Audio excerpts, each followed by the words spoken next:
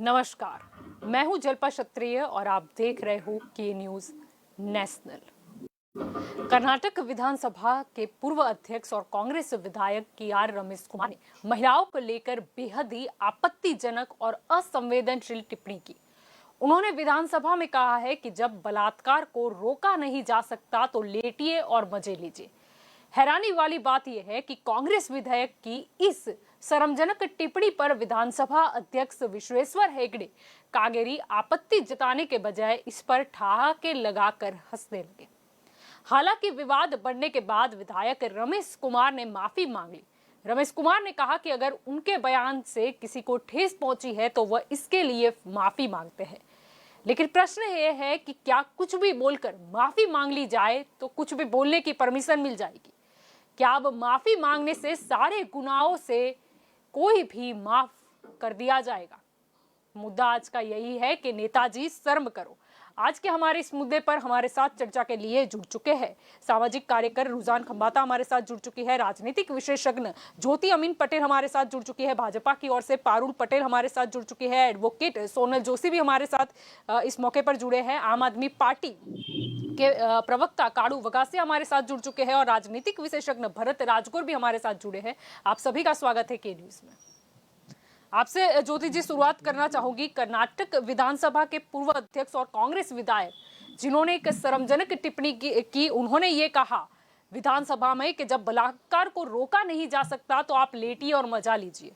क्या अब यही लेवल बचा है? सच में जल्पा, अब देख के दुख होता है कि नेता जिन्हें रोल मॉडल बनना चाहिए तो उनका स्तर किस तरह दिन में दिन गिरता जा रहा है।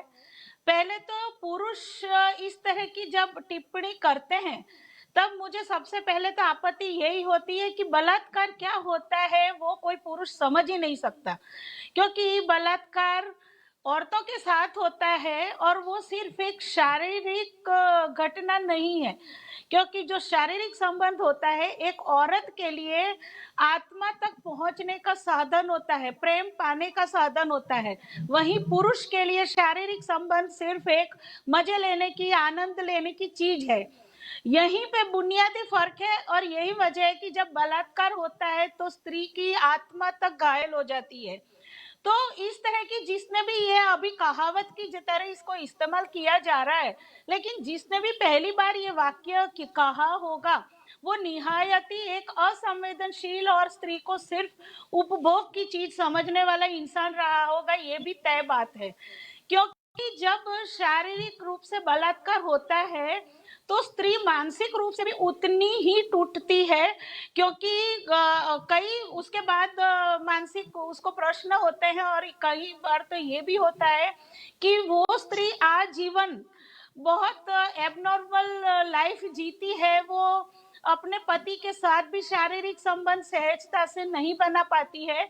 इसलिए जिस तरह एक सिर्फ शब्द में कह देना जितना सरल पुरुष के लिए होता है उतना एक स्त्री के लिए नहीं होता है। इसलिए ये बेहद ही लज्जाजनक बात है, और वो भी जब राज्य के गृह में बैठकर इस तरह की बात की जाती है। अब वो सफाई दे सकते हैं कि मैंने तो उसको एक सिचुएशन के लिए कहावत समझ के कहा था, लेकिन ये कहावत भी निहायत ही घटिया है, क्योंकि रेप को किसी कहावत में भी इंक्लूड नहीं करना चाहिए। मैं इस शब्द को पब्लिकली कहने पे मुझे सख्त ऐतराज है, क्योंकि ये सिर्फ ये पहले नहीं है रमेश कुमार जिन्होंने ये टिप्पणी की है। 2013 में सीबीआई के डायरेक्टर तक या कई बार पुलिस अधीक्षक तक इस तरह की बात कर चुके हैं। तो ये बहुत ही असंवेदनशील चीज है और इसको पुरुष नहीं एक स्त्री की नजरिए से समझना चाहिए, और कम से कम जो जिम्मेदार पद पर बैठे हैं उन्हें तो अपनी जिम्मेदारी समझते हुए शब्द मुंह से निकालने चाहिए। ये मेरा कहना है जल्पा जी बिल्कुल। रुझान जी आपकी ओर यहाँ पर आना चाहूंगी, क्योंकि पहले भी इससे पहले की अगर बात करें तब रमेश कुमार ऐसी ही टिप्पणी कर चुके हैं। पहले भी फरवरी 2019 की बात करें जब उन्होंने ये कहा था कि रैप विक्टिम की तरह वो महसूस कर रहे हैं, लेकिन सही में क्या उन्हें शब्दों को कहां पर इस्तेमाल करना उतना भी ज्ञान नहीं है, या फिर वो सिर्फ इसे एक मजे लेने का साधन समझते हैं, या फिर उन्हें ऐसा लगता है कि वो ऐसी बातें कर देंगे तो कहीं ना कहीं जो पुरुष वर्ग है वो उन्हें बहुत बड़ा नेता मानने लग जाएगा।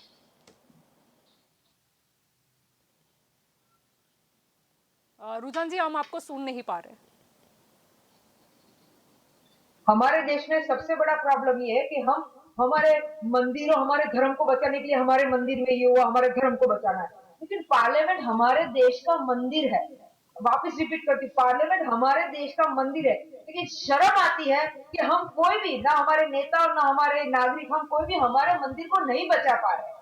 बार बार कई बार पार्लियामेंट में ऐसे विध्वस्त टिप्पणियां होती है, और खास करके बहनों के लिए। मेरे को अभी याद है कि कुछ टाइम पहले कर्नाटक के पार्लियामेंट में वो क्या पोर्नो देख रहे थे। तो शर्म आनी चाहिए, और फिर भी हम सब सिटीजन ऐसे लोगों को चुन के लाते हैं, और घड़ी घड़ी चुन के लाते हैं, बार बार चुन के लाते हैं।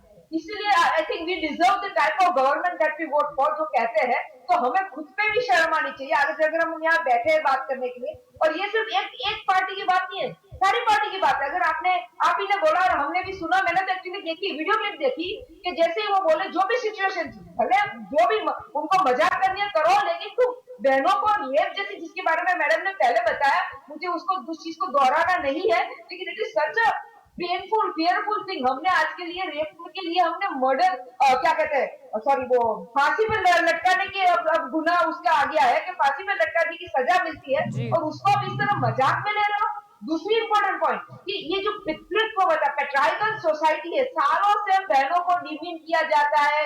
तो वो समझते कि लग्जरी की आइटम हम खेल कर उसके साथ मजा करके हम फेंक देंगे, हम हमारी मर्दानगी इससे दिखाएंगे। सर, ये आपकी मर्दानगी नहीं थी, ये तो आपकी कावर्डिसी थी कि आपने एक बहन का एक एग्जाम्पल लेके आप आपके सेल्फ को प्रूव करना चाहते थे। आप अपने आप को वो क्या कहते थे, मैचो पर समझाना चाहते थे। मैचो नहीं सर, आप तो मेरे लिए कावर्ड निकले कि आपने एक लेडीज को, जिसके लिए सबसे जब हम जब वोट लेने जाते हैं कटोरा लेके, तो मेरी बहन, महिला सशक्तिकरण, कल ही हमने डिस्कस किया कि महिलाओं के लिए हमारे पीएम सर ने बहुत दुख जताया और उनके लिए लॉ किया।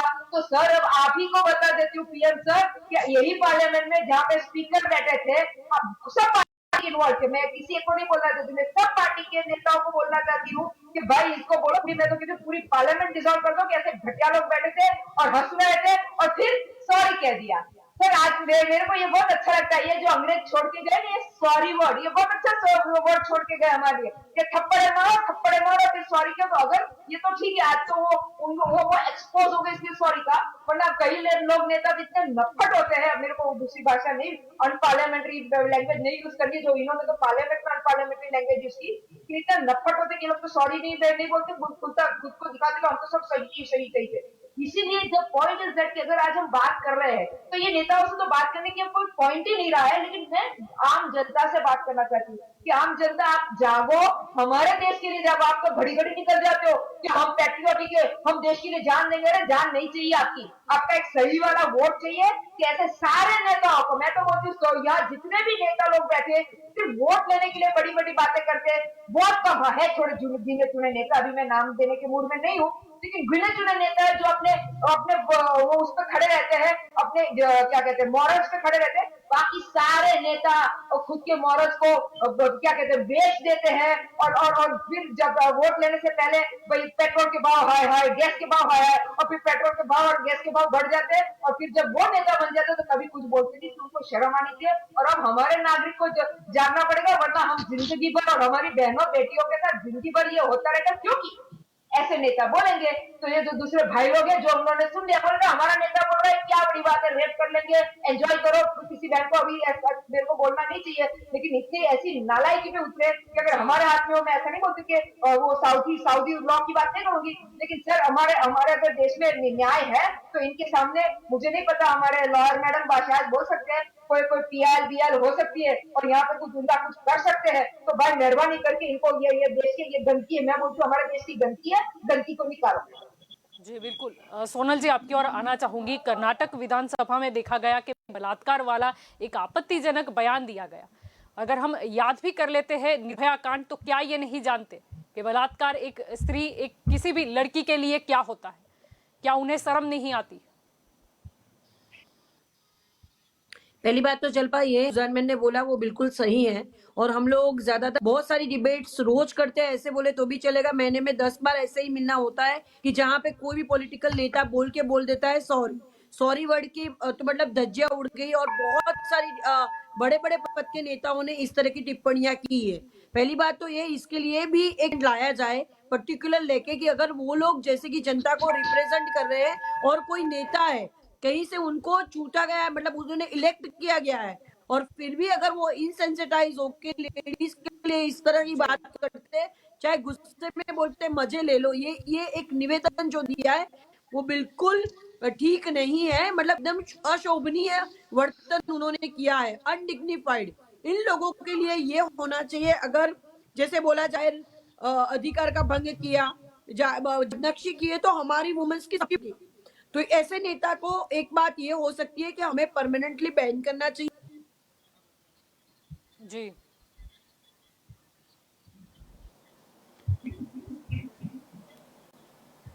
जी, हम सोनल जी को सुन नहीं पा रहे। पारुल जी, आपकी ओर आना चाहूंगी। कर्नाटक विधानसभा में बलात्कार जैसे विषय पर उसे एक मजाक का स्वरूप दे दिया गया। हालांकि इसके बाद विवाद बढ़ गया तो सिर्फ मांगने के लिए एक 6 मिनट का नाटक किया गया माफीनामे का। लेकिन कल जो देखने को मिला राजनीति में, सारी महिलाएं, चाहे वो मैं भाजपा की गिनूं, कांग्रेस की गिनूं, सपा की गिनूं या दूसरी कोई भी गिनूं, सारी महिला एकजुट होकर इसके खिलाफ उन्होंने आवाज उठाई। क्या ये सिलसिला हमें आगे भी मतलब देखने को मिलेगा कि जितने भी जूने निवेदन हैं उसको लेकर भी महिलाएं क्या बोलेगी कि अब बस करो, अब इसके ऊपर कुछ फैसला होना चाहिए? जी जल्पा जी, मैं यहाँ पर ये कहना चाहूंगी कि सभी महिलाओं जो एकजुट होकर आज बात की है वो बहुत अच्छी बात है। कि तब पार्टी नहीं देखी, चाहे कांग्रेस के जो नेता है इन्होंने, महिला नेता ने भी बयान दिया है, भाजपा के नेता ने भी बयान दिया है, सपा के नेता ने भी बयान दिया है, सभी लोग अभी एकजुट हो गए। क्योंकि आज पार्टी की बात नहीं है, आज महिला की बात है, महिला के मान सम्मान की बात है। और ये कांग्रेस के विधायक ने जो ये इतना आपत्तिजनक जो बयान दिया है ना, सही में हमारे रुआंडे खड़े हो जाते हैं ये सुनकर कि कैसे कोई ऐसी मतलब घटिया सोच रख सकता है कि, और वो भी विधानसभा में खुलेआम बोलते हैं। तो उनकी मतलब सोच कितनी घटिया है वो सोचने की जरूरत है। जहां पर विधानसभा अपना सदन, जहां मंदिर जिसको बोलते हैं, वहां पर महिलाओं के संरक्षण के लिए हम वहां बैठते हैं, उसी जगह पर आप ये बोलते हो, उसमें उनको शर्म नहीं आती है? और शर्म की बात, और उसके बाद वो सिर्फ माफी मांग लेते हैं कि माफी, बस माफ कर दीजिए, ये क्या बात हुई? अभी तो कांग्रेस पार्टी को उसके ऊपर कड़ी से कड़ी सजा देनी चाहिए और उनको पार्टी से निष्कासित करना चाहिए, ये मेरी मांग है। जी बिल्कुल, आपकी ओर लौटना चाहूंगी कालू जी। कांग्रेस विधायक ने देखा कि महिलाओं को लेकर बेहद ही आपत्तिजनक टिप्पणी उन्होंने की और बाद में जब पत्रकार उन्हें सवाल पूछ रहे थे तब वो ऐसे करके हाथ झटका देते जैसे उन्हें कोई फर्क ही नहीं पड़ता और उनके मन में जरा भी उसके लिए शर्मिंदगी नहीं देखने को मिली। आप स्क्रीन पर भी देख सकते हो कि इस तरह सवालों को नजरअंदाज करना और फिर लगे कि नहीं, कहीं ना कहीं कुर्सी खतरे में हो जाएगी, तब माफी का नाटक कर लेना। जी हाँ, बहुत ही शर्मजनक और आपत्तिजनक यह बयान था। लोकतंत्र में मंदिर की जगह जिसको दी गई है सभा में, जो सभागृह में, वहां पर ऐसी बात होती है जहां पर पूरे देश के या राज्य के नागरिकों की सुरक्षा की पूरी जिम्मेदारी जिन पर दी गई है, वो लोगों से ऐसी बात सुनने को मिलती है तो बहुत ही आपत्तिजनक और शर्म से सर झुक जाता है ऐसी बात सुनकर। आपको यूपी का इलेक्शन चल रहा है, उसका कैंपेनिंग चल रहा है, तो कांग्रेस का आप स्लोगन देखिए जो प्रियंका गांधी ने दिया है, मैं लड़की हूं, लड़ सकती हूँ। कैसे लड़ेंगी लड़कियां? ये कैसे लड़ेंगी? प्रियंका गांधी अगर आपका इस स्लोगन पर आप अपने विधायक पर लागू करोगे तो उसको इस्तीफा तुरंत ले लेना चाहिए आपको। आप क्यों वेट कर रहे हो? लड़की के लिए तो आप लड़ने निकली हो पूरे यूपी में। और जहां तक भारतीय जनता पार्टी की बात है तो वो भी सेम है, एक सिक्के की दोनों बाजू है। जब के.आर. रमेश कुमार ने स्टेटमेंट दिया तो विश्वेश्वर हेगड़े जो स्पीकर थे वो भी हंस रहे थे। तो दोनों ही एक है, दोनों ही महिला पर अभद्र टिप्पणी करती है, दोनों ही अभद्र टिप्पणी करने के बाद हंसते हैं, तालियां बजाता है और बाद में माफी मांग लेते हैं। तो महिलाओं के लिए शर्मसार करने और पूरे देश के लिए शर्मसार करने वाली बात है, जिस पर ये राज्य के या देश के लॉ बनाने की, कायदे कानून बनाने की जिम्मेदारी है उस जगह पर ऐसी मजाक होती है महिलाओं के साथ। और रेप पीड़ित ये पहली बार नहीं हुआ है। इस बंदे ने गृह राज्य मंत्री होकर, स्पीकर होकर भी ऐसे स्टेटमेंट दिए। जब उसके पर कोई विवाद आया था तब उसने बोला था कि मैं एक बार, इससे तो अच्छा है कि मेरा कोई रेप कर ले। पर जब कोर्ट में जब मामला जाता है विवादों का, तो बार बार उससे पूछा जाता है, तो वो बोलता है कि मुझे लगता है कि मेरा रेप हुआ है। मुझे बार बार पूछा जाता है। रेप पीड़िता से अपनी कंपैरिजन की थी, तो उसकी मानसिकता देखने लायक। और बीजेपी इसमें से अछूत नहीं है। पारुल बेन यहाँ पर बैठी है, बहुत संवेदना है कि औरत के तौर पर मैं उसको सैल्यूट करता हूं, लेकिन अपनी पार्टी के नेताओं की भी मानसिकता कोई कम नहीं है। ये आप यूपी का एग्जाम्पल है, हाथरस में बीजेपी के कार्यकरों का हाथ था, उसको बचाने में पूरी बीजेपी लगी थी। आप उन्नाव का कांड देख लीजिए, कुलदीप सेंगर को बचाने के लिए पूरी बीजेपी निकल पड़ी थी। तो बीजेपी और कांग्रेस दोनों के ये चारित्र है, दोनों एक सिक्के की दोनों बाजू है, उसमें कोई फर्क नहीं है। आज कांग्रेस के एमएलए ने बयान दिया तो भाजपा उसके ऊपर वार कर रही है, लेकिन दोनों का एक ही काम है कि महिलाओं का अपमान करो और बाद में धीरे से माफी मांग कर निकल जाओ। तो ऐसे बात नहीं चलती। कर्नाटक जहां पर हर रोज का एक रेप होता है, उसका एवरेज रेप एक होता है हर दिन का, वो स्टेट में आकर एमएलए ऐसा बयान देते हैं। और वरिष्ठ एमएलए है, वो पहली बार विधायक नहीं बना है, वो वरिष्ठ गृह राज्य मंत्री भी रह चुका है, स्पीकर भी रह चुका है, और उसके मुंह से सुनना मुझे बहुत आपत्तिजनक लगता है। ऐसे एमएलए को तुरंत बर्खास्त करना चाहिए, उसके ऊपर मुकदमा दाखिल करना चाहिए, और उसकी जो भी वीआईपी सिक्योरिटी है उसको वापस ले लेनी चाहिए, ऐसी मेरी मांग है, ताकि उसको भी मालूम पड़े कि जब वीआईपी सिक्योरिटीज नहीं रहती तब क्या हालात होती है। जब लड़कियां, बहनें, माताएं जब रोड पर निकलती है तो रेप का कितना डर रहता है। पूरे भारतवर्ष की मैं बात कर रहा हूँ, गुजरात भी इसमें से बाकात नहीं है। पूरी जो लड़कियां है, गुजरात ले लो या कर्नाटक ले लो या यूपी ले लो, यूपी में मैंने अभी सुना था एक सभा के दौरान, एक पूर्व गवर्नर जो लेडीज थी उसने बोला कि यूपी की लड़कियां घर से बाहर मत निकलो, यूपी की लड़कियां पुलिस थाने में मत जाओ, क्योंकि वहां पर गैंग रेप का डर सताता है। ऐसा हालत पूरा बीजेपी और कांग्रेस दोनों ने मिलकर बनाया हुआ है। इसमें से दोनों में से कोई भी बाकात नहीं है। जो भी महिलाओं ने स्टेटमेंट दिया है उसने पर्सनल अपने ओपिनियन बताए, जितने भी महिला नेता हो, सांसद हो, उसने अपने ओपिनियन बताए। लेकिन उसकी पार्टी के जो मर्द है, जो विधायक है, पुरुष है, जो सांसद है, वो ऐसी जुबान अपने मुंह पर रखते और कभी कभी बाहर आ जाता है, तो उसमें पर माफी मांगने से कुछ नहीं चलता। इसको सस्पेंड करना चाहिए, दाखिला बिठाना चाहिए। मैं कर्नाटक गवर्नमेंट से गुजारिश करता हूँ कि इस विधायक को तुरंत सस्पेंड किया जाए, उसके ऊपर एफआईआर किया जाए, और उसकी जो भी फैसिलिटीज दी गई है वीआईपी सिक्योरिटी वो वापस ले जाए, ताकि एक सबक हम बिठा सके। बात जो मुंह से निकलती है वही उसका चारित्र है। एक बार निकल गया वापस नहीं चलता, माफी से काम नहीं चलता। रेप पीड़िता का क्या क्या होता है हम और आप सब जानते हैं।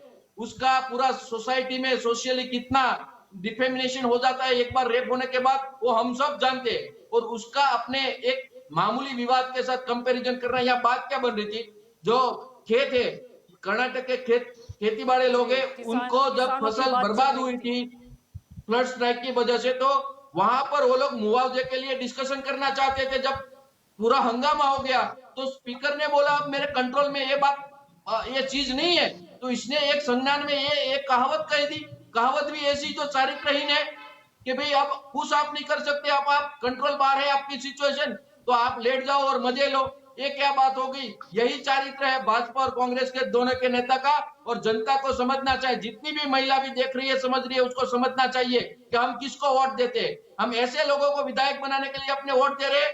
जनता को सोचना चाहिए 10 बार, जिससे मुंह से निकला उसका चरित्र और उस पूरी पार्टी का चरित्र भी यही है। प्रियंका गांधी कितना भी चोर मचा ले यूपी में कि मैं लड़ सकती हूँ, पहले अपने विधायक को लड़ना सिखाए, महिलाओं के लिए लड़ना सिखाए, नहीं कि महिलाओं के सामने लड़े। और मैं प्रियंका गांधी से गुजारिश करता हूँ कि अपनी स्लोगन अभी बरकरार रखनी है, आगे कैंपेनिंग करना है यूपी में, तो पहले इसको सस्पेंड करिए आप। जी ठीक है, हालांकि वो तो राजनीति में हिस्सा ही रहा है। किरण बेदी का मुद्दा यहाँ पे मुझे राजनीतिक तौर पर नहीं उठाना है। आपकी ओर आना चाहूंगी सोनल जी, आप कुछ कह रही थी जी।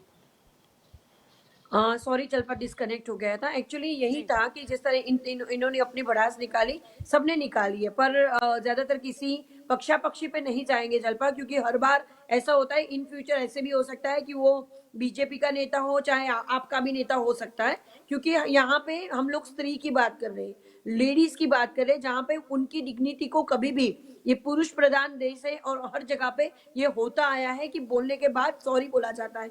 पर मुझे लगता है जलपा, हम लोग रोज नए नए अमेंडमेंट कर रहे हैं, नए नए लॉ ला रहे हैं। अगर पोस्को पहले नहीं था, बाद में पोस्को बना, तो अब मुझे लगता है कि नेताओं के लिए भी एक लॉ बनना चाहिए। जी। जिनका गुनाहित इतिहास है वो इलेक्शन नहीं लड़ सकते। अगर जिन्होंने ऐसी टिप्पणी एक बार भी की है, उन लोगों के लिए 7 साल का मिनिमम बैन होना चाहिए, या फिर परमानेंट, मेरे हिसाब से तो परमानेंट उनको इलेक्शन में कभी लड़ने के लिए खड़ा नहीं देना चाहिए, उनको टिकट्स नहीं मिलनी चाहिए। ये जरूरी है। अगर जो बंदा सेंसिटाइज नहीं है, जो पढ़ा लिखा नहीं है, वो हमारे देश का भविष्य क्या बनाएगा? हमने देखा है जल्पा, जब हम डिस्कशन करते हैं तो लोग बोलते हैं पढ़ लिख के क्या करना है, कहीं नेता बन जाओ या साधु बन जाओ, पैसे अपने आप बन जाएंगे, इतनी पढ़ाई करके मेहनत क्यों करनी है? हमें ये मैसेज नहीं देना है, डिलीवर नहीं करना है। रही इस एमएलए की बात, तो जैसे बोला है प्रियंका गांधी, कांग्रेस हो चाहे प्रियंका गांधी भी लेडी है, यहाँ पे हर कोई जो भी लेडी होगा वो सेंसिटाइज होगा और नहीं चलाएगा, चाहे कोई भी लेडीज हो, कोई भी पार्टी से हो, जिसमें थोड़ी भी इज्जत होगी, समझ होगी, अपनी पार्टी को ऊपर नहीं मानना, पहले अपने सम्मान को, वो ज्यादा इंपॉर्टेंट है। जब आप अपने आप को ही सम्मानीय नहीं पाओगे तो फिर क्या आप किसी और को बचाओगे? तो ये ज्यादा जरूरी है कि कुछ एक्शन ले। एक्शन के तौर पे, हालांकि सिर्फ सस्पेंड करने की बात नहीं है जल्पा, इस बंदे के लिए एक्शन का मतलब कोई लीगल प्रोसीजर भी होनी चाहिए। आजकल ऐसा हुआ है कि कोई कंप्लेनेंट बने तब, तो ऐसी चीजों में कंप्लेनेंट कौन बनेगा? तो वुमेन सेल कंप्लेनेंट बन सकता है, जो नेशनल वुमेन सेल है या फिर जो स्टेट वुमेन सेल है, वो कंप्लेनेंट बन के इसके खिलाफ एक बकायदा एफआईआर दर्ज करवाए और वो केस चले। हर बार कोई भी घटना बनती है तो लोग रोड पे आ जाते हैं, तो क्यों इस मामले में लोग रोड पे नहीं आ रहे? और सुओ मोटो हो सकता है, कोर्ट हमेशा बीच में आता है तभी न्याय मिलता है। इसके ऊपर कार्यवाही होगी तो इन फ्यूचर लोग बोलना बंद करेंगे। पहले हमने भी सुना है कपड़े पहने इसलिए रेप हुआ, आज इन्होंने बोला मजे ले लिए। अगर ये इनकी सोच ऐसी है तो ये किसी लेडी की क्या रक्षा करेंगे? और जल्पा मैं बहुत क्लियरली बोलती हूँ, गुजरात हो चाहे इंडिया का कहीं पे भी हो, पुलिस की मानसिकता हमेशा रही है। मैं और रुझान में इनको मालूम है कितने लोग हमें रोज फोन करते हैं और हमारा कितना इंटरफियरेंस होता है, फिर भी पुलिस में कंप्लेन 376 को लेके लेते ही नहीं है। और अभी भी जो आप आंकड़े देख रहे हैं वो चौंकाने वाले आपको आंकड़े लग रहे हैं, ये आंकड़े कुछ भी रियल नहीं है, बिकॉज इससे 3 गुना ज्यादा एप्लीकेशन पड़ती है। उनका सिर्फ कुछ भी करके धक्के खिला खिला के उनको वापस मोड़ दिया जाता है, लाइफ बर्बाद हो जाएगी, शादी नहीं करेगा, पॉलिटिकल प्रेशर, पैसे का प्रेशर, ये हमेशा रहा है। इवन पारुल बहन यहाँ पे बैठी हुई, मैं खुद बोलूंगी कि यहाँ पे भी पारुल बहन पुलिस स्टेशन में कंप्लेंट्स नहीं हो रही। मैं कोई पॉलिटिकल बात नहीं कर रही हूँ, किसी पार्टी को डिफेंड नहीं कर रही हूँ या प्रेजेंट नहीं कर रही हूँ, पर यहाँ पे भी ये प्रॉब्लम है ही है।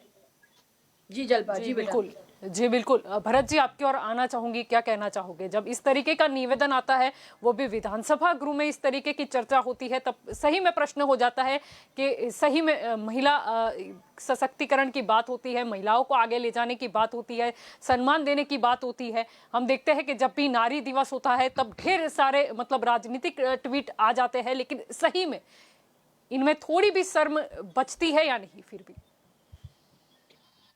सबसे पहले तो जल्पा जी, मैं रुझान बहन या सोनल बहन के बातों से थोड़ा बहुत सहमत हूं और थोड़ा असहमत भी हूं कि पार्लियामेंट या धारासभा में ही हम महिलाओं का सम्मान करें, ऐसी बात नहीं है। हमारी सोच का मुझे डर लग रहा है, अब चिंता होने लगी है कि हमारी छोटी बच्चियों को हम क्या सिखाएंगे। आज मैं आपको अभी का एक उदाहरण दूं कि घर में आउट ऑफ कंट्री से जो कोई आया है विदेश से, वो अपनी 10 या 12 साल की बच्ची को भी ये हमारा कोई भी केस न्यूज में दिखाया जाता है, तब वो कहते हैं आप बच्चियों को अलग रूम में भेज देते हैं। क्यों?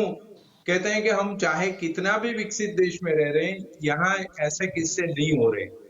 आपको शायद पता भी होगा कि यूएस जैसे विकसित कंट्रीज में स्टेरिंग का भी केस होता है। कंटिन्यूअसली किसी भी लेडी के सामने देखते रहो, उस पर केस बनता है। ये तो इतनी भद्दी टिप्पणी है कि इसके बारे में हम कुछ कह ही नहीं सकते। मुझे तुरंत याद आता है एक छोटा सा किस्सा कि हमारे शासक कैसे होने चाहिए। जब शासकों की सोच की बात है तो भावनगर के महाराजा अजय सिंह, उनकी काम करने वाला एक बंदा मर गया किसी एक्सीडेंट में। अकस्मात में मर गया तो उसकी वाइफ 6 महीने के बाद वहां आई राज दरबार में और उसने कहा कि मुझे आज तक, दीवान ने बोला कि इसकी पति की डेथ हो गई थी अकस्मात में और अभी तक गवर्नमेंट की तरफ से, सरकार की तरफ से कुछ नहीं मिला है। तो राजा ने बोला कि 6 महीने हो गए, वो उस वक्त ऐसी कास्ट मानी जाती थी कि 6 महीने के बाद वो शादी कर लेती है। तो उससे ऐसा ही कहा वजीर सिंह जी ने कि क्या उसने दूसरी शादी नहीं की? तब वो औरत ने घूंघट निकाल दिया और कहा कि मैंने तो दूसरी शादी नहीं की है, मगर मुझे दुख है इस बात का कि मेरे पति ने ऐसे राजा से शादी की है, ऐसे राजा की नौकरी स्वीकार की कि जिसकी सोच ऐसी। महाराजा ने तुरंत वजीर सिंह जी ने माफी मांगी, उसको पूरा गांव दिया कि जब तक वो जिएगी तब तक ये गांव की पूरी इनकम उसको दी जाएगी। ये जो हम सोच कह रहे हैं, सोच आज आप मीडिया में है, मैं 35 साल से मीडिया में हूँ। रात को 11 बजे 12 बजे काम खत्म होता है, किसी लड़की को जब जाना अकेला होता है तो छोड़ने जाना पड़ता है। उसके माँ बाप को भरोसा होता है कि आप हमारी बेटी को, हमारी बहू को ठीक से संभाल के घर पहुंचाएंगे, तब वो भेजती है। ये स्थिति, ये सोच हमारे पॉलिटिशियन में क्यों नहीं जाती है? और मैं जितनी भी पॉलिटिक्स की महिलाएं हैं उनको कहूंगा कि आप अपनी पार्टी में जब चुनाव पूरा हो, चुनकर आ जाए तो सारे पॉलिटिशियनों को पहले तो 15 दिन का यही ट्रेनिंग दे, तालीम दे कि आपको कैसे बरतना है महिलाओं के साथ। वरना तो कभी भी हम महिलाओं को मान कर ही नहीं पाएंगे। महिला कोई उपभोग का साधन नहीं है, वो हमारे ह्यूमन बीइंग है, हमारे साथ है। जब हम कंधे से कंधा मिलाने की बात कर रहे हैं तो इसमें तो कंधा मिलाने की बात ही नहीं है। ये सोच होनी चाहिए। अगर ये सोच नहीं बन रही तो चिंता का विषय है। हमारे देश में पॉलिटिशियन की हालत क्या होगी, देश की हालत क्या होगी? क्योंकि पुलिस में भी इसकी छाप, जैसे सोनलबेन कहती है, यही है। पुलिस में फरियाद करने मत जाओ, कंप्लेन बुक करवाने मत जाओ। क्यों? क्योंकि पुलिस पर भी आपको भरोसा नहीं है। हमारे ये सब जितने भी वर्कर्स हैं या नौकर हैं, गवर्नमेंट के नौकरशाह, उनको भी तालीम देने की जरूरत है कि आपको किस तरह महिलाओं के साथ बरतना है। ये जब तक नहीं होगा तब तक मुझे लगता है कि चिंता और बढ़ेगी। आज गुजरात में इतने सारे, आप कितने दिनों से देख रहे हैं, हमें जो आज हमारी 3 साल की बच्ची मान लो या 4 साल की बच्ची, जिसे पता भी नहीं है कि पुरुष कौन है महिला कौन है, वो बच्ची के साथ जब आप बलात्कार या रेप करते हैं, क्या होता है? ये आपकी आत्मा क्यों नहीं कह रही है कि ये नहीं करना है मैंने? तो वो जो सोच है पुरुषों की, मुझे शायद पुरुष होते हुए भी ये शर्म आ रही है ये कहते हुए कि आपकी सोच जब तक नहीं बदलेगी तब तक ये हालत, चाहे कितने भी केस या कायदे कानून बनाने, वो सोच के लिए तालीम जो करना पड़े सरकार वो करना चाहिए और तभी समाज में बदलाव आएगा। जी जी बिल्कुल। आपकी और आना चाहूंगी यहाँ पर ज्योति जी। जैसे कि हम बात कर रहे हैं कि ये पहली बार नहीं हुआ है कि इस तरीके के बयान दिए गए हैं। कई बार महिलाओं को लेकर अलग अलग टिप्पणी की जाती है। जैसे कि साल 2018 की बात कर ले तो जेएनयू के जो तत्कालीन नेता है शरद यादव, उन्होंने वसुंधरा राजे को लेकर टिप्पणी की थी। उन्होंने कहा था कि सीएम वसुंधरा को आराम दो, बहुत मोटी हो गई है। और वहां पर भी नहीं हटके, एक्चुअली उनका इतिहास देखे तो हमेशा इसी तरह के निवेदनों से भरा है। जैसे 2017 में उन्होंने ये कहा था कि वोट की इज्जत आपकी बेटी की इज्जत से ज्यादा बड़ी होती है। अगर बेटी की इज्जत गई तो सिर्फ गांव और मोहल्ले की इज्जत जाएगी, लेकिन अगर वोट बिक गया तो देश और सूबे की इज्जत चली जाएगी। यहां पर भी उन्होंने विवादजनक टिप्पणी की। और इससे पहले 1997 में अगर हम जाले तो लोकसभा में महिला आरक्षण बिल आया था, तब उन्होंने इस तरीके का निवेदन दिया था कि इससे सिर्फ और सिर्फ जो परकटी महिला है उनको फायदा होगा। यानी कभी महिलाओं को शरीर को लेके मोटी कहना, कहीं पर ये परकटी महिलाएं बोलना, यानी इनकी मानसिकता क्या है। और इतने साल हो गए इनके ऊपर एक्शन नहीं लिया गया, इसीलिए इनकी दोबारा हिम्मत हुई। बस यही बात है, क्योंकि इन पर एक्शन नहीं लिया जाता है और यही वजह है कि वो एक्चुअली जनता को इन्हें चुनना ही नहीं चाहिए। इस तरह की जो बात है वो खुद ही साबित कर देती है। इनके निवेदन यही साबित करते हैं कि वो एक स्त्री की सूरत और शरीर के अलावा और कुछ देखते ही नहीं है। औरत की सीरत, औरत का टैलेंट उनके लिए कोई मायने नहीं रखता है। यही बातें साबित करती है।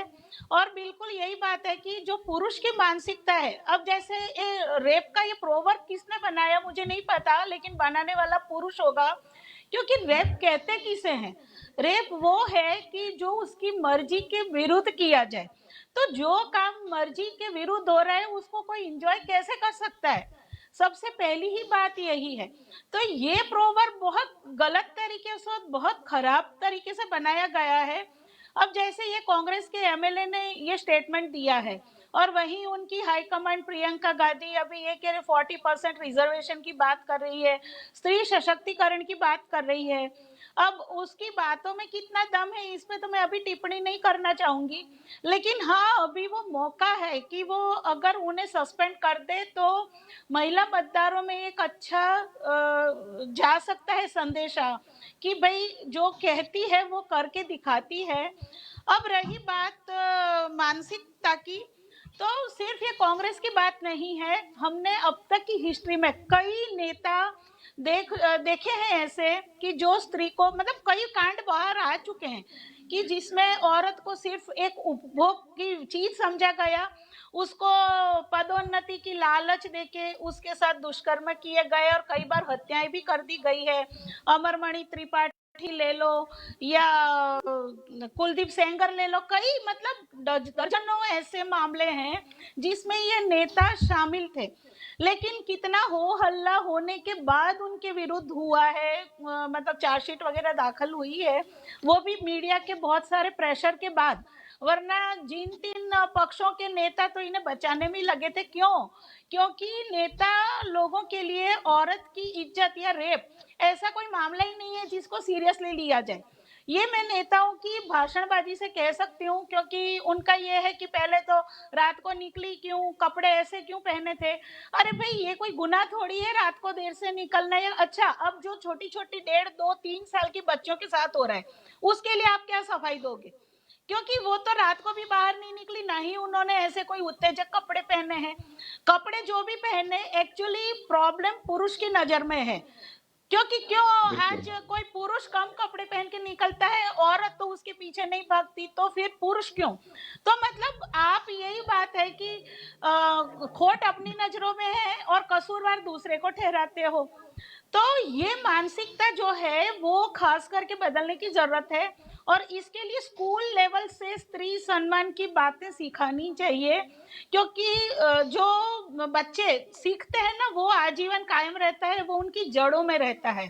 तो जब तक नेता तो ठीक है, लेकिन नेता के अलावा भी जो अभी आजकल रेप के इतने केसेस बढ़ गए हैं, तो इनमें कहीं ना कहीं यही मानसिकता शामिल है कि एक तो स्त्री को उपभोग का साधन समझो, उसका सम्मान तो बहुत दूर की बात है, और दूसरा है ये पोर्नोग्राफी साइट्स, तो ये भी बैन करनी चाहिए। क्योंकि हमने तो देखा है कि चालू विधानसभा में भी कई नेता लोग इस तरह की क्लिप्स देखते हैं, कैमरे में पकड़े जाते हैं, उन्हें शर्म तो आती नहीं, तब तो माफी मांगते भी नहीं, और थोड़े दिन के बाद मामला रफा दफा कर ले, लोग भी भूल जाते हैं, और इसीलिए इन बातों को ये लोग सीरियसली लेते ही नहीं है। तो यहाँ पर मानसिकता बदलने की जरूरत है, और इसके लिए बचपन से स्त्री सम्मान के, जिस तरह आजकल पर्यावरण और वो कई सारे विषय बच्चों की स्कूल में दाखिल कर दिए गए हैं, उस तरह से स्त्री सम्मान का विषय भी दाखिल कर देना चाहिए।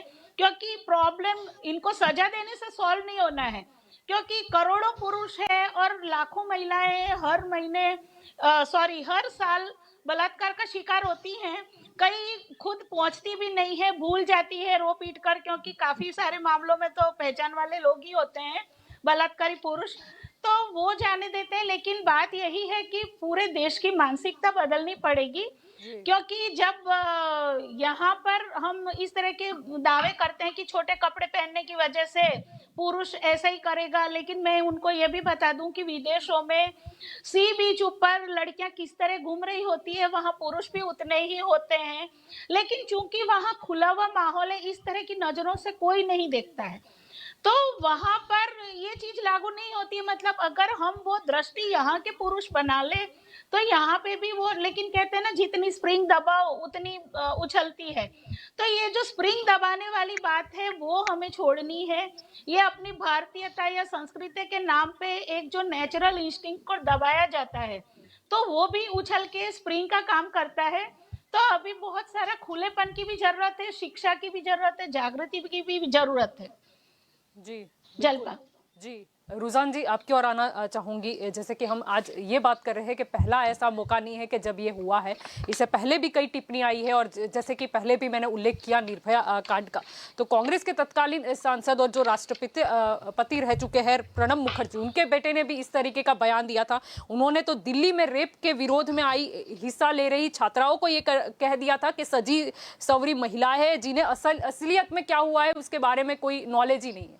यानी कभी महिला के शरीर को लेकर विवाद के मोटी है या किस तरीके की दिखती है, कभी पर कटी बोलना, और कोई नेता उन्हें बोलता है सज सवर के आना। यानी क्या गुनाह हो गया अगर महिला सज सवर के निकल जाती है?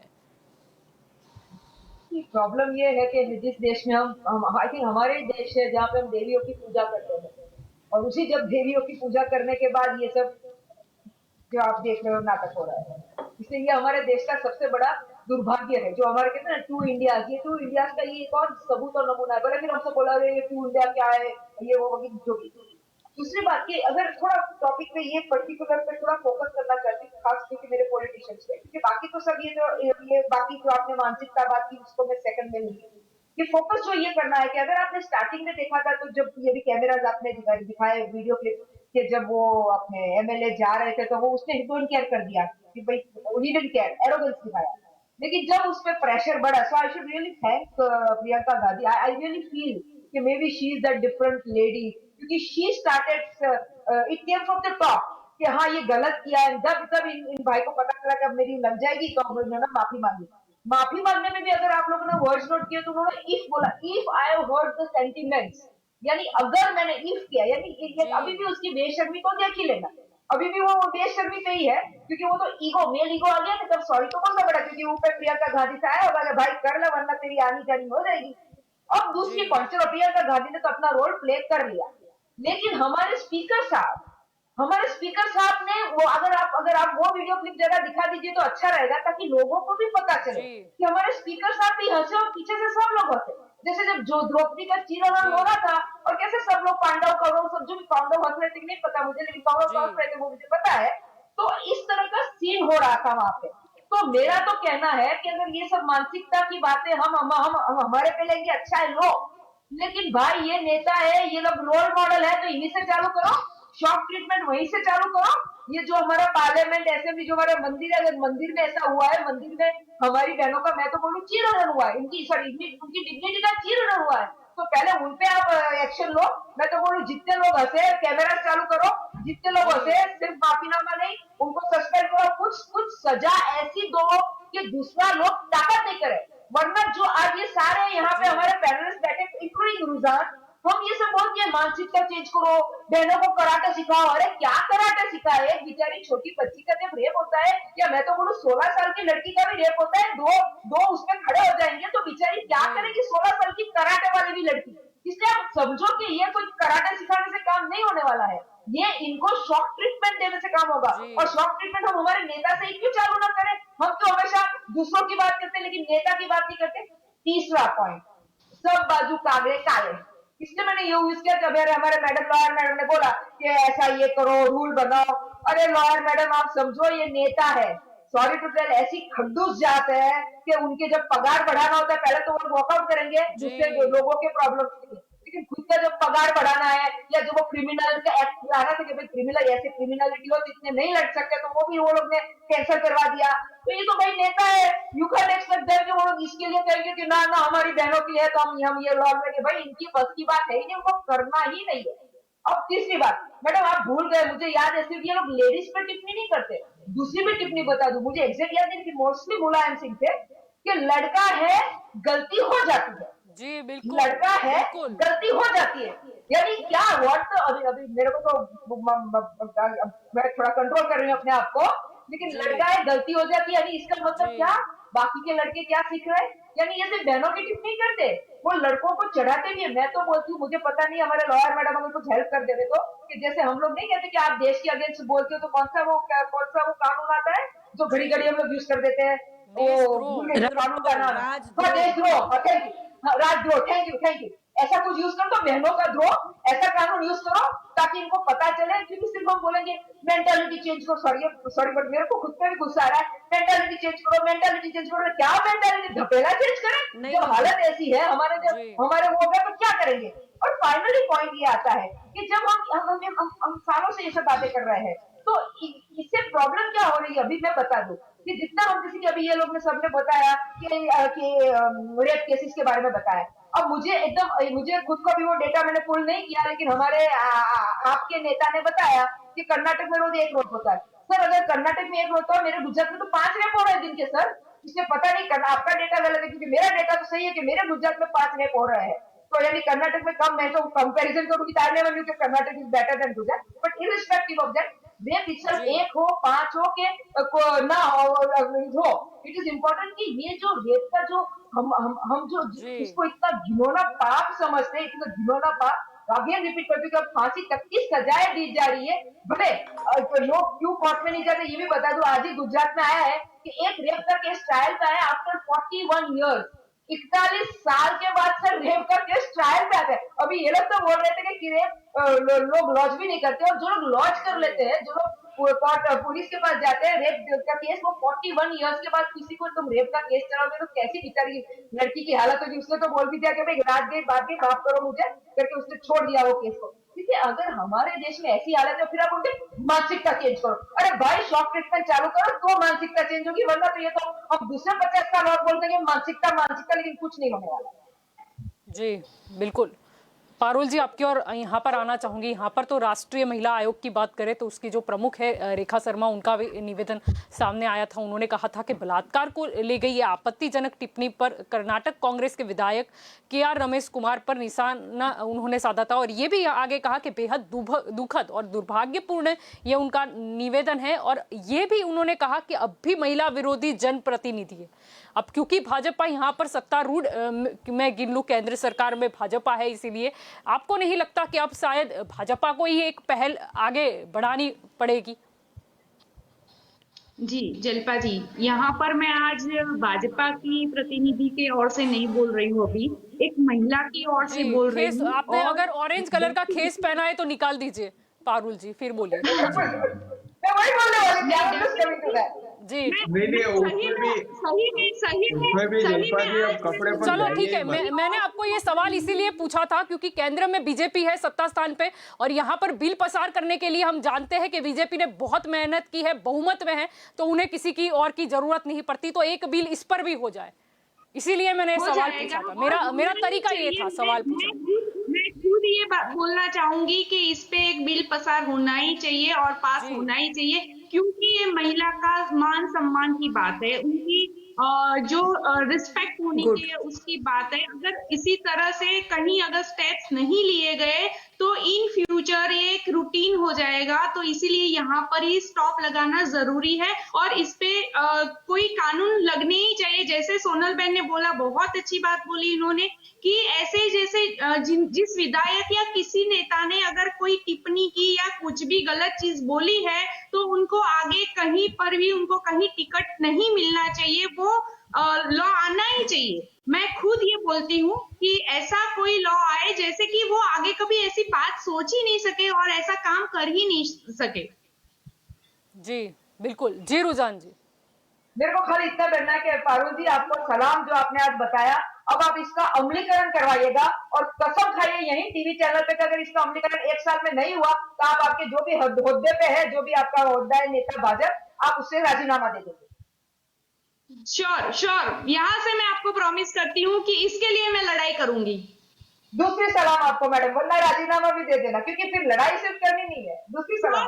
श्योर, मैं पोजीशन के लिए काम नहीं कर रही हूँ, क्योंकि एक लड़की हूँ और महिलाओं के लिए काम करना चाहती हूँ। मत बोलना वरना कांग्रेस की ओर मत चले जाएंगे। क्योंकि यहाँ पर क्या है, स्लोगन का इस्तेमाल अक्सर क्या होता है पार्टी को लेकर हो जाता है। जी आपकी और दिखाने की बात ही नहीं है, क्योंकि कांग्रेस के प्रतिनिधि आज तो आए भी नहीं। क्यों, कौन से मुंह दिखाने के लायक ही नहीं है, तो कैसे वो आएंगे? वैसे तो मीडिया के लिए ये काफी अहम हो जाता है, क्योंकि क्या होता है कि कई ऐसे मौके होते हैं कि कई पार्टी गायब रहती है, लेकिन फिर भी हमारा काम तो सवाल उठाना है, प्रेजेंट करना है लोगों की आवाज को। कालू जी, आपकी और यहाँ पर आना चाहूंगी। यहाँ इससे पहले अगर हम बात करें तो नरेश अग्रवाल कि अगर हम बात करें, उन्होंने बहुत ही खराब एक टिप्पणी की थी। उन्होंने ये कहा था जया बच्चन के बारे में कि जया बच्चन फिल्म में नाचने वाली है, यानी नाचने वाली शब्द का उन्होंने प्रयोग किया था। और वो नरेश अग्रवाल की अगर मैं बात करूं, जो बाद में भाजपा में भी शामिल हो गए थे, क्या कहना चाहोगे जी? ऐसी टिप्पणियां आती रहती है। मैं बोलता हूँ भाजपा कांग्रेस दोनों एक ही है, सपा हो बसपा हो।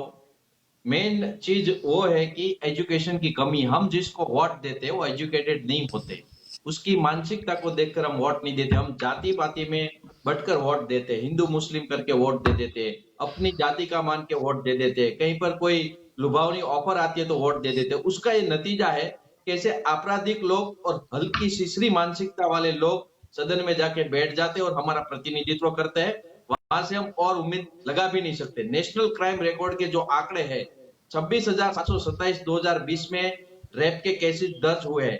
ये केसेस दर्ज हुए, जैसे एडवोकेट जी बोल रहे थे सोनल जी, कि रेप के केसेस अक्सर दर्ज नहीं होते। एक सोशली डिफेमेशन का डर लगता है, उसको डराया धमकाया जाता है अपने रिलेटिव की तरफ से। पुलिस में जाते हैं पूरा मन मक्कम करके, अगर पुलिस में भी जाते हैं तो पुलिस थोड़ा बहुत डरा देते हैं या पैसे की डिमांड करते हैं या धमकाते हैं। और दूसरी पार्टी से जब प्रेशर आता है तो वो प्रेशर भी अप्लाई होता है, पॉलिटिकली सब प्रेशर आता है। तो काफी सारे केसेस ऐसे होते हैं। मैं तो ये मान के चल रहा हूँ कि 50% केसेस पुलिस तक पहुंचते भी नहीं है, और 50 में कोई पहुंच भी गया 50%, तो उनमें से काफी सारे केसेस वैसे पुलिस सेटल करवा देती है, क्योंकि दूसरे पार्टी से पैसा लेकर। तो ऐसे बहुत केसेस आते रहते। ये तो ऑफिशियल नंबर से बहुत कम है, मेरे ख्याल से अनऑफिशियली बहुत लार्ज नंबर पे हो रहा है। और पूरे भारत की भी बात करें और दूसरी कंट्रीज की जब बात होती थी, बीच में कैसे लोग कपड़े पहनकर बैठते और वहां पे ऐसे केसेस ऐसे स्टेयर करके नहीं देखते, तो उसका मेन रीजन है एजुकेशन। हमारे सिलेबस जो है, मैं बीटेक किया हूं, लेकिन मेरे सिलेबस में आज तक मतलब 15-16 साल तक मैं पढ़ा, उसमें कहीं भी ऐसा नहीं आया कि औरत के प्रति बिहेवियर अपना कैसा होना चाहिए, एक नौजवान युवा होने के बाद अपना बिहेवियर में बदलाव आना चाहिए नहीं आना चाहिए, ऐसी कोई डेवलपमेंट की या ये अपने घड़ने की बात ही नहीं अपने सिलेबस में। तो पहले तो एजुकेशन की मुझे लैक ऑफ एजुकेशन को कमी लग रही है, तो उसमें सुधार होना चाहिए। एक यंग लड़के को वही दिमाग में होना चाहिए जो एजुकेशन में थोड़ा बहुत उसका पैरेलल सिलेबस में होना चाहिए, कि उसको दिमाग में थोड़े चेंजेस आए, औरत को देखने का नजरिया बदले। और जहां तक बात है वोटरों की, ये आपने बहुत सारे एग्जाम्पल दिए, नरेश अग्रवाल और बहुत जेडीयू के नेता शरद यादव, बहुत सारे एग्जाम्पल है, मेरे पास भी है। लेकिन मानसिकता की यहाँ पर कमी है, वो मानसिकता अलग प्रकार की है। और सबका अगर एजुकेशन क्वालिफिकेशन देखेंगे, मैं तो बोलता हूँ यार, रमेश का भी मैंने गूगल किया था, क्वालिफिकेशन बहुत ज्यादा पढ़े लिखे नहीं है। तो मेन तकलीफ वो है कि हम अनपढ़ गवार लोगों को, जिसका आपराधिक रिकॉर्ड है, उसको हम चुनाव में भेज देते हैं, उसको जिता देते हैं, वो उसका रिकॉर्ड हम नहीं देखते। जो आदमी ने उसका बैकग्राउंड क्रिमिनल बैकग्राउंड है या हल्की मानसिकता वाला है और कम पढ़ा लिखा है, मैं बार बार कहता हूँ आम आदमी पार्टी एजुकेशन की बात करती है, क्योंकि रीजन ही है। आप कितना भी क्राइम देखो, लूटपाट, चोरी, मर्डर, रेप, सब में एक बेसिक चीज है कि वो जो गुनहगार है मोस्टली कम पढ़ा लिखा होता है या नहीं पढ़ा लिखा होता है। तो पहले एजुकेशन सिस्टम को उसमें रिवॉल्यूशन लाने की जरूरत है, और काफी सिलेबस ऐसे भी होने चाहिए जिसमें थोड़ा बहुत राष्ट्रवाद या औरतों के प्रति जो इज्जत देने का ऐसा कुछ पाठ पठन होना चाहिए, ताकि आदमी बंदा बड़ा होके इस तरह का बिहेवियर ना करे जो अभी नेताजी लोग कर रहे हैं, कांग्रेस के हो या भाजपा। इसमें पारुल जी के लिए बोलने के आज वो बोली भी नहीं सकती कि मैं भाजपा की प्रवक्ता बन के आई हूँ, क्योंकि उसका ही जो आदमी है वो भी सदन में बैठा था और उसने भी तालियां बजाई, वो भी हंसे। रुझान जी बोल रहे कि उसके फुटेज देखने चाहिए, मैंने उसके फुटेज देखे हैं, यहाँ पर वो सब लोग हंस रहे थे। रुझान जी बात कर रही है कि जैसे वहां पर हंस रही है फुटेज। जी जी रुझान जी, वो मैं देखा हूँ, तो उसमें कांग्रेस और भारतीय जनता पार्टी दोनों के एमएलए थे, सबने मजे लिए इस स्टेटमेंट का। तो उसमें पारुल जी के लिए बोलने के लिए कुछ नहीं है, क्योंकि वो खुद एक लेडी है। और आज भाजपा की प्रवक्ता होती तो बहुत सारे एग्जाम्पल हमारे पास भी है, जब भाजपा के नेताओं ने ऐसे अभद्र टिप्पणियां की औरतों के लिए और अभद्र काम किए, तो मेन बात है एजुकेशन की। हम जिसको सुन के भेजते हैं सदन में वो एजुकेटेड पढ़ा लिखा होना चाहिए। हम कभी सोचते हैं कि भाई ये तो बीटेक किया हुआ आदमी है, ये क्या कल्चर मिनिस्टर बन के करेगा, लेकिन कम से कम वो पढ़ा है तो उसके पास दिमाग रहेगा तो औरतों के प्रति कैसे बिहेवियर करना है। और आम आदमी पार्टी का मैं प्रतिनिधि, तो मैं वही बात पर आज फोकस कर रहा हूँ कि जब हमारे सदन में 100% एजुकेटेड ग्रेजुएट लोग पहुंचेंगे तब इस स्थिति में सुधार आएगा। जब हमारा रिप्रेजेंटेटिव प्रतिनिधि पढ़ा लिखा होगा तो किसी नागरिक को जाके समझा पाएगा, अदरवाइज हम कुछ उम्मीद रख नहीं सकते। ये लॉन्ग टर्म विजन है और रेप के केसेस जो घटने चाहिए वो तभी होगा जब मानसिकता लोगों की बदले, विचारने की जो सोच है वो बदलना जरूरी है।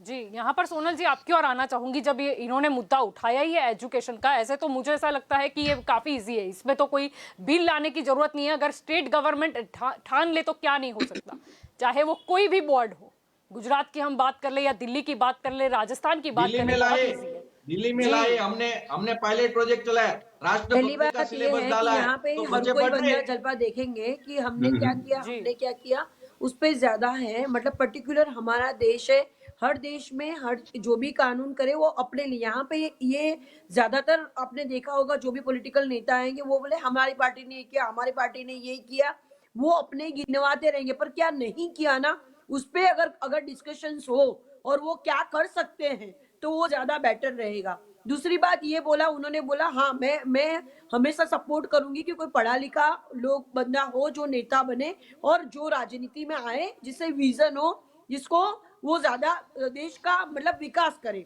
अब अगर जलपा देखा जाए, हम लोग जहां से बिलोंग करेंगे, हमारा दादा दादी, हमारे माता पिता इतने पढ़े लिखे नहीं थे, तो क्या उनमें संस्कार नहीं थे? संस्कार थे। जरूरी नहीं है कि पढ़े लिखे लोग ही संस्कारी होते, ये गलत है। अनपढ़ लोग होते हैं वो ज्यादा संस्कारी होते हैं, जो हमारे पूर्वज रहे, हमारे वडील रहे, जिनसे हमने संस्कार सीखे हैं। तो वो बात है मानसिकता जैसे रुझान में बोलते हैं, हम बोलते हैं, पर वहां का पहला का जो गुरुकुल पद्धति थी, जो एजुकेशन था, एजुकेशन कितना बिगड़ा है, एजुकेशन किस तरह से होना चाहिए, और एजुकेशन में लॉ लाना चाहिए, लॉ को पढ़ाना चाहिए।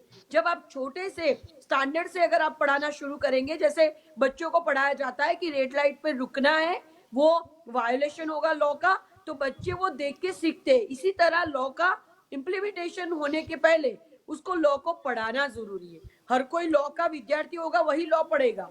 यहाँ पे बीटेक किया हुआ बंदा वो साइंस वाला ही जानेगा, पर लॉ की जरूरियात अब सबको है।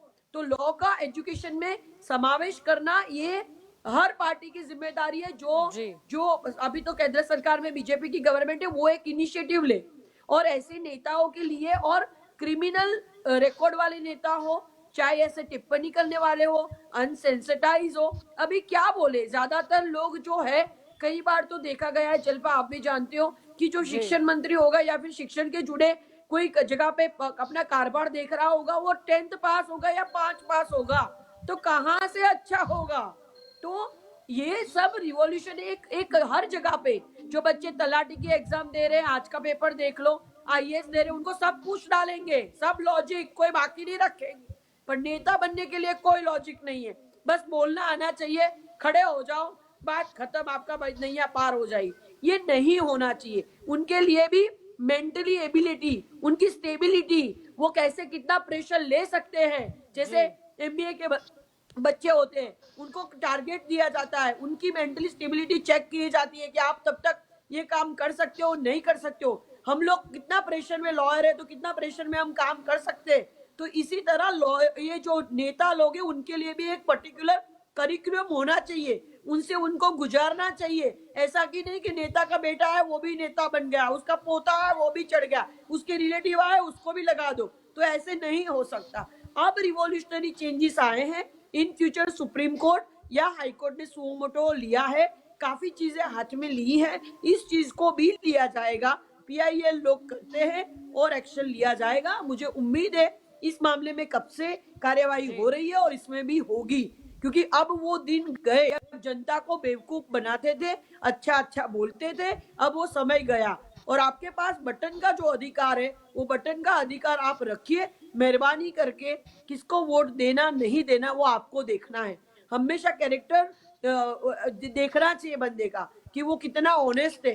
अगर वो अच्छा है, उसको समझ है, एक्सपीरियंस जी। है और पढ़ाई नहीं है तो चल सकती है, पर वो सेवा के मामले में चल सकता है। दूसरे मामलों में कई लोगों ने पूरे के पूरे खेत खोदे हैं, तालाब खोद डाले हैं, कितना काम किया है, कई नदियों पे उन्होंने लील खत्म की है। वो लोग पढ़े लिखे नहीं है, उनकी खुद एक्सपर्टीज है। तो हम हर किसी को सम्मान करते हैं, पर ये जो चीज है इसमें सेंसिटाइजेशन होता है। जल्पा, हम दादा दादी हम थे, रिस्पेक्टेबल थे। जब जो मैं यहाँ से करती हूँ, मुझे जहाँ पे पढ़ाई नहीं है पर उनको मालूम है कि किस तरह से बोलना है, लेडीज से किस तरह से बात करनी है। ऊंची आवाज वो लेडीज होती तो बाहर खड़े रहते हैं, घर में आके बैठ नहीं जाते। ये एक लहजा था, ये लहजा तवज्जुब जो था वो अब खत्म हो रहा है। वो जो पुरानी नीति थी उसको भी कहीं ना कहीं सम्मान करना, हमारी संस्कृति के प्रति रिस्पेक्ट होना भी बहुत जरूरी है। जी बिल्कुल, आपकी और भरत जी यहाँ पर आना चाहूंगी। जैसे कि हम बात कर रहे हैं, यहाँ पर संस्कार की भी बात चल रही है कि चलो पढ़ाई लिखाई तो जरूरी है, लेकिन साथ में ही संस्कार की जब बात आती है तब प्रश्न यह हो जाता है कि शायद घरेलू अभी भी हम काफी ऐसी चीजें देखते हैं जिसमें लोगों को बदलाव लाने की आवश्यकता है, क्योंकि लोगों ने कुछ काम जो है वो तय कर दी है या कुछ मानसिकता रख दी है कि नहीं ये चीज घर का लड़का है वो कर सकता है, ये लड़की नहीं कर सकती। यानी तभी से उनके मन में लड़कियों को डाउन समझने की जो मेंटालिटी है वो बन जाती है। बिल्कुल जल्पा जी, सबसे पहले मैं कालू भाई को एक जवाब देना चाहता हूँ, बाद में ये बात जल्दी से खत्म करूंगा। कालू भाई, राशन कार्ड के लिए अगर हम लड़की के पास उनके शरीर की मांग करें तो वो आम आदमी पार्टी की गलती नहीं थी। ये मैं दूसरी पार्टियों के साथ कह रहा हूँ कि पार्टियों में सोच बदलनी जरूरी है। सोनल भाई ने कहा कि कानून बनना चाहिए, वो भी सही है, मगर पहले महिलाओं ने तय करना जरूरी है। मुझे लगता है कि अब महिलाएं जब इतनी सारी आगे आ रही हैं तो उन्होंने तय करना है कि हर एक कैंडिडेट का हिस्ट्री देखो, और हिस्ट्री देखने के बाद कायदे ने, कानून ने चाहे उन्हें सजा दी हो न दे, उनके पर केस चल रहे हैं। कोर्ट तो कह रहा है या संसद कह रही है कि जब तक इसका फैसला नहीं आता तब तक उसको गुनहगार नहीं माना जाएगा, मगर आप तो गुनहगार है या नहीं वो सोच सकती है ना। तो मैं सारी महिलाओं का इतनी अपील करना चाहता हूं कि आप तय, रुझान बेन को तो मैं 2-3 बार मिला भी हूं उनके साथ ऑफिस में, कि आप तय करो कि जो अगर थोड़ा भी ऐसा कैंडिडेट है उसे सबके सामने उसको खुला करो। सारी महिलाओं को बोलो कि उसको कभी भी आने न दे पार्लियामेंट में, चाहे धारासभा में, चाहे कोई भी छोटी सी पंचायत तक में भी न आने दे। ये अगर हम करेंगे तो ही हमारा समाज जल्दी से साफ होगा, उसमें साफ सुथरे लोग आएंगे, उसमें चाहे पढ़े लिखे वो अलग बात है, मगर ये सोच वाले लोग, जो गलत सोच वाले हैं, वो पार्लियामेंट में या धारासभा में या पंचायत तक में भी न आए तो ये सुधर सकता है, ऐसा मुझे लगता है। अंत में मैं यही कहना चाहता हूँ। जी जी, रुझान जी आप कुछ कहना चाह रही थी। मुझे मुझे मुझे सिर्फ यही कहना है कि just to make it clear हमारे पैनलिस्ट के लिए भी और दर्शकों के लिए कि ये लड़त स्त्री पुरुष की नहीं है, ये लड़त अच्छाई और बुराई की है। इसलिए जो भाई लोग यहाँ बैठे हैं, जो सुन रहे हैं भाई लोग, उनसे भी रिक्वेस्ट है कि हम एज अ फादर, मैंने देखा है कई फादर अपने बेटियों के लिए बहुत चिंतित होते हैं, तो उन्हीं के लिए है कि सर आप बेटियों के लिए चिंतित होते हो, अगर सही में चिंतित होते हो तो अगली बार जब आप वोट देने जाओ तब ऐसे नेताओं को वोट मत दो जो लेडीज की इज्जत नहीं करती, जिनके लिए लेडीज एक तमाशा है और जो लड़कों को चढ़ाते भी है। ऐसे भी नेता है जो लेडीज की तो भले दिखाने के लिए इज्जत कर देते होंगे, लेकिन लड़कों को चढ़ा देंगे, यार ये मर्दान की है, लड़ी ऐसा करने का, हाथ चला लेने का, बोलने का, तुम्हें खाना अच्छा नहीं देना है, आवाज उठाने की। तो सर आपको वो सब फादरों को और सब भाइयों का मेरे 2 हाथ जोड़ के रिक्वेस्ट है कि आप लोग प्लीज नाच धर्म मत देखो कि मेरे धर्म का इसलिए मैं जाके वोट दूंगा। प्लीज बंद करो, आपकी बहनों के लिए, अपनी नेक्स्ट पीढ़ी के लिए, आपकी नेक्स्ट पीढ़ी के लिए आप इतनी मेहरबानी करो। क्योंकि सर भले हम यहाँ से बात करेंगे, नेता भाजपा ने प्रॉमिस भी दे दिया है, सो हम लोग वेट भी करेंगे वो प्रॉमिस का, और लेकिन जब तक जितना हमारे हाथ में हमें उसको करना चाहिए, ऐसी मेरी आप सबसे रिक्वेस्ट है। जी बिल्कुल, आप सभी मेरे साथ इस चर्चा में जुड़े, इसीलिए आप सभी का शुक्रिया। जी दंगल देश का में आज का हमारा ये मुद्दा था कि जिस तरह कर्नाटक विधानसभा में देखा गया कि बलात्कार के शब्द को लेकर जो घटिया मुहावरा वहां पर कहा गया या मजाक इसे कह लो उनकी भाषा में, और इसके बाद भी नेताजी को बिल्कुल भी शर्म नहीं है। जब पत्रकारों द्वारा सवाल पूछा जाता है तो उन्हें कोई भी अफसोस नहीं होता, ना उनकी आंखें नम लगती है, लेकिन फिर भी उनका एटीट्यूड ऐसे दिख जाता है। फिर जब कहीं ना कहीं उन्हें लगता है कि नहीं, शायद गलती से कुछ मुंह में से गलत निकल गया, कहीं कुर्सी पे आन बनी, तो इसीलिए फिर नाटक किया जाता है माफी मांगने का। माफी मांगने के शब्द भी ऐसे होते हैं कि अगर का क्या मतलब है, अगर मैंने किसी को मेरे शब्द से ठेस पहुंची हो। प्रश्न ये है कि ये पहला वाक्य नहीं है, क्यों बार बार इस तरीके की शब्द सामने आते हैं, इस तरीके के वाक्य सामने आते हैं? ये नेता ये रिप्रेजेंट करेंगे क्या? ये अगर विधायक है, एमएलए है, तो ये क्या करेंगे अपने विस्तार को वहां पर प्रेजेंट? जिन्हें बिल्कुल शर्म नहीं आती। और ऐसा भी नहीं है कि इन्होंने आज ही ये बना दिया, इससे पहले भी वो अपनी तुलना कर चुके हैं रेप विक्टिम के साथ। क्या उन्हें कौन से शब्द का क्या अर्थ होता है, उसके साथ क्या भावना होती है, क्या दर्द छुपा होता है, क्या उन्हें नहीं पता? क्या उन्हें यह मजाक लगता है? और साथ में ही वो तो हंसते हैं, लेकिन हम देखते हैं कि सामने जो बैठे हैं अध्यक्ष, वो भी हंस पड़ते हैं, स्पीकर हंस पड़ता है। क्या है ये सब? पहली बार लेकिन इस मामले में देखा गया, चाहे कांग्रेस की प्रवक्ता हो, बीजेपी की नेता हो, या सपा पार्टी की नेता हो, या फिर महिला आयोग की महिला हो, या और भी कई महिला है जो खुलकर सामने आई। और ये वक्त भी था, क्योंकि ये पार्टी देखने का वक्त नहीं था, वक्त ये देखने का था कि एक महिला के ऊपर उन्होंने बोल कैसे दिया। आज इन्होंने ये टिप्पणी की है, कुछ को और कहेंगे। ये कहना क्या चाहते हैं कि बलात्कार होते हुए अगर मतलब नहीं रोक सकते तो आप लेट जाइए, मजे लीजिए, मतलब क्या है आपका? अगर आप किसी को प्रेजेंट कर रहे हैं, किसी विस्तार को, तो आपको ये कहना चाहिए कि बलात्कार हो ही कैसे सकता है, इसको दूर करने के लिए ये हम करेंगे। ये तो उनके मुंह से निकला नहीं। या फिर ये क्या संदेशा देना चाहते हैं दूसरे लोगों को? और ये नहीं, आगे भी हमने देखा है, नाचने वाली से लेके किसी के शरीर के ऊपर के ये मोटी है, ये टिप्पणी करने का हक किसने दिया? क्या ये राजनीति में है तो कुछ भी बोल लेंगे? और क्या सब सहन करते जाएंगे? आगे जितने भी टिप्पणी आई है उस पर उनको सजा नहीं मिली, इसीलिए अभी फिर से इनकी हिम्मत खुलती है। इनको देखेंगे, इनको कोई सजा नहीं होगी, दूसरे भी बोलेंगे कि ठीक है, बोल देंगे, फिर माफी मांग लेंगे। ये मेंटालिटी कब सुधरेगी? अब देखना यही होगा कि आगे प्रियंका गांधी का स्टेप क्या रहता है, क्योंकि ये कांग्रेस से ताल्लुक रखते हैं, इसीलिए देखना यही रहेगा कि आगे कांग्रेस का क्या मानना है। कांग्रेस की अगर हम बात करें कि जिसमें हमने बड़ी महिला नेता सोनिया गांधी को देखा है, प्रियंका गांधी को भी हमने देखा है, जिस तरह के वो खुल के सामने आई थी। अब यही वक्त है उनके लिए भी एक उदाहरण प्रस्तुत करने का, और वही क्यों नहीं, दूसरे भी जो नेता इस पर हंसे हैं, उनकी भी पार्टी की महिलाओं को उनसे माफी मांगने के लिए कहना होगा। और आगे से कोई टिप्पणी ना हो, इसका ध्यान तो रखना होगा। चाहे मैं किसी स्टेट गवर्नमेंट की बात कर लूं, और केंद्र में क्योंकि भाजपा की सरकार है, अब इसको लेकर भी कोई ना कोई आपको कानून बनाना होगा, नहीं तो ये बकवास यूं ही चलती रहेगी। दंगल देश का में अभी इस मुद्दे में आज बस इतना ही। आप ज्यादा जानकारी के लिए जुड़े रहे के न्यूज़ के साथ।